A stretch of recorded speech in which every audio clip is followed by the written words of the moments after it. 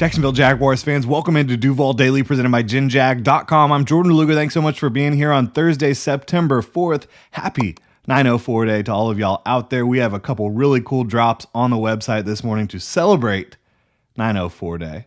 Check it out, GenJag.com/shop. And we also have our very first Jaguars game preview of the 2025 regular season. Could not be more excited to get into it. Really appreciate y'all being here. If you enjoy the content, please like and subscribe. Let me know what you think about Jaguars versus Panthers, 1 p.m. Sunday at the bank in the comment section below. So this is the 1995 Cats Bowl. It's the ETN Bowl. You got Travis and Trevor Etienne. The former Bucs Offensive Coordinators Bowl. Liam Cohen and Dave Canales. The number one picks at quarterback bowl. Trevor Lawrence and Bryce Young. Lots of connective tissue between these two franchises. Also a bowl between two teams that have never won the big game. The Jaguars are favored at home by 3.5 points. Generally, home teams get 3 points, about 3 points. So this is basically a very close game, according to Vegas. I think you look around the web and you have more analysts picking the Jaguars to win this game than the Panthers. That might be due to the fact that the Jaguars are at home.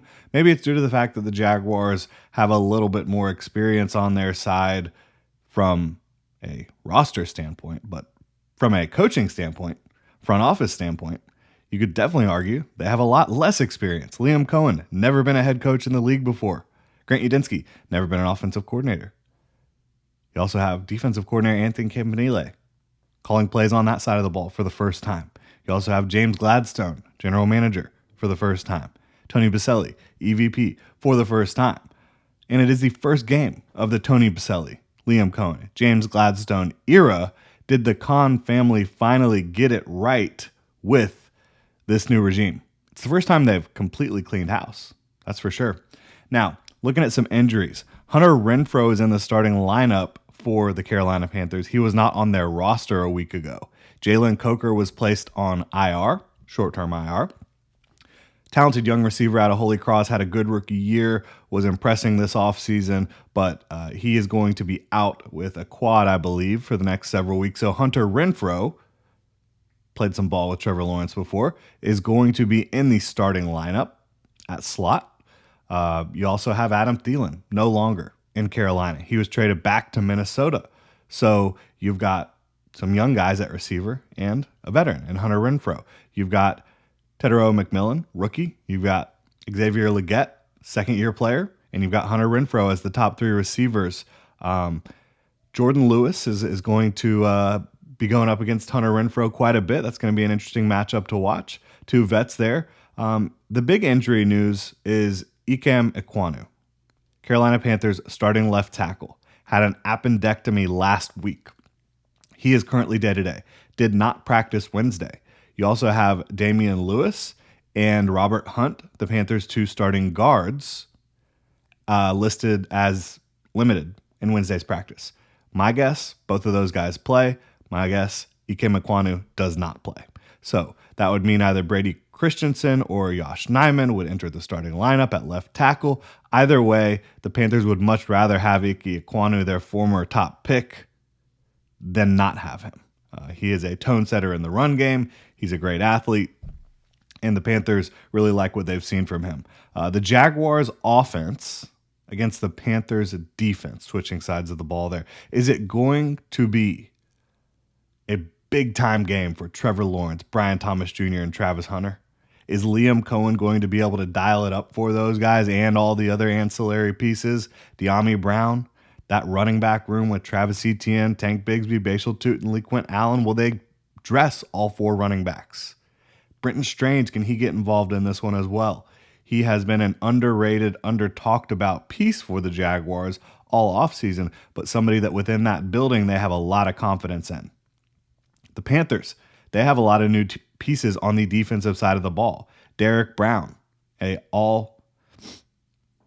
could argue all-pro, definitely Pro Bowl caliber defensive tackle, is back. He missed a lot of last season with injury. J.C. Horn, good to go. A very talented corner, top 10 corner in this league. Young edge rushers, Princely Umanmielen and Nick Scorton. Both of those guys have a lot of talent, draft picks this year. Trayvon Merrick on the back end comes over from the Las Vegas Raiders. He's somebody who brings that at a high level as well. So the Jaguars, they've got a lot of firepower. They've got Liam Cohen on their side. Maybe one of the best young wide receiver duos in the game today. Trevor Lawrence looking to take a step forward in the consistency department after a little bit of a disappointing and injury-plagued 2024 campaign. Looking at the Panthers' offense against the Jaguars' defense, Bryce Young, another former first overall pick, he got benched last year. Came back after Andy Dalton injury, and he actually played really well down the stretch. Looked like it was going to be the end of the road in Carolina for Bryce Young after he got benched, but that was not the case. Dave Canales did a good job handling that situation, treading those waters, and you get Bryce Young back in the lineup later in the season. He plays very well down the stretch. He's throwing the ball down the field. He's attacking. He's making plays with his legs and his arm. It's good stuff. But no Thielen, no Coker. That means Tetairoa McMillan, 8th overall pick in this year's draft, really needs to step up. Tetairoa McMillan and Travis Hunter have history going against each other. So Travis Hunter on the defensive side of the ball versus Tetairoa McMillan is going to be fascinating if they get lined up against each other. T-Mac is a big physical receiver who has a lot of skill, a lot of athleticism. Jaguars are going to have to make sure they know where he is on every single play. Then you've got Xavier Legette, who is another big physical receiver who has speed to burn. Hunter Renfrow, the veteran at slot. The Panthers have a really good run-blocking offensive line, one of the best in the business, really. Their offensive line is much better in the run-blocking department than they are in pass pro. They have pretty good backs. I mean, Chuba Hubbard is quietly one of the most productive backs in the league, and he does a really good job bringing the intensity, executing his assignment, slipping tackles, busting off long runs. The Jaguars have got to be able to tackle. They've got to be able to stop the run. If they're able to stop the run and force the Panthers into passing situations, they'll have a chance to heat it up. And the Jaguars' special teams, they need to be special, quite frankly. Cam Little set a record for the longest kick ever. 70-yard kick in the preseason. Doesn't count. Can he get one of those in the regular season? He's got the leg to do it. Logan Cook is one of the best punters in the business, maybe one of the best punters of all time. And Ross Matisic, a all-pro, Pro Bowl caliber long snapper. That combined with Heath Farwell and all of the great core special teams players the Jaguars have, special teams needs to be helpful for the Jaguars in this one and throughout the 2025 regular season. Look, if the Jaguars don't come out focused, I believe they will lose because the Panthers have enough talent to compete with most teams if other teams let them hang around. And I think that they are well coached on both sides. Dave Canales, their head coach, is a very good offensive coach. You've got Ejiro Evero on the defensive side, who is also a smart coach that I think will get the most out of his players most weeks. But if the Jaguars can get it done with alignment and assignment, not have a lot of missed assignments, be able to respond when adversity does strike, be able to recover from making, they're not going to be perfect. They're going to have mental mistakes here and there. Can they recover and respond to that adversity? If they can, they will be in a very good spot.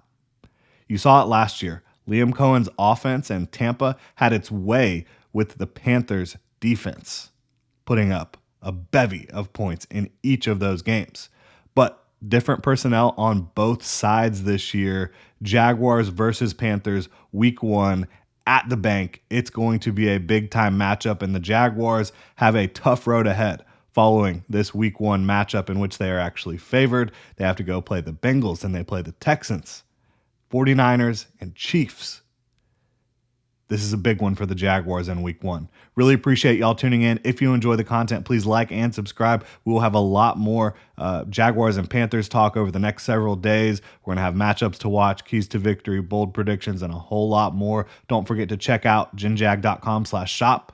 Pick up some new Duval gear. Celebrate 904 Day with us. Hit that like and subscribe button and let me know your game prediction in the comment section below. Y'all have a good one.